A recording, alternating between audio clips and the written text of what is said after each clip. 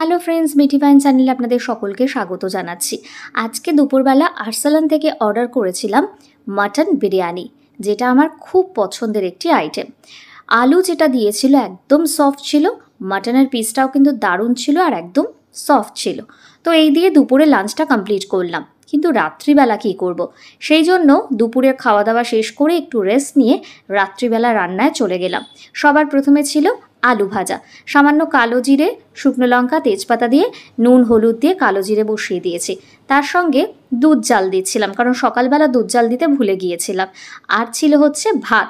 তারপরে দেখলাম কিছু টমেটো, কাঁচা লঙ্কা, বেগুন, লাউ এগুলো সব রয়ে গিয়েছে ফ্রিজে। আর কিছুটা পেঁয়াজ কুচি আর টমেটো আর কিছুটা পটল খুঁজে পেলাম, যেগুলো আর কি কেটে রাখা ছিল। এদিকে তখন বেগুন ভাজা বসিয়ে দিলাম সামান্য নুন হলুদ আর চিনি দিয়ে। আলু ভাজাটা একদম কমপ্লিট হয়ে গেছে। কিছুক্ষণ পরে বেগুন ভাজাটাও কমপ্লিট হয়ে গেল। এরপরে বসিয়ে দিলাম ডাল, কারণ ভাজার সাথে ডাল তো খেতেই হবে। সামান্য টমেটো দিয়ে আর কাঁচা লঙ্কা দিয়ে সেদ্ধ বসিয়ে দিলাম।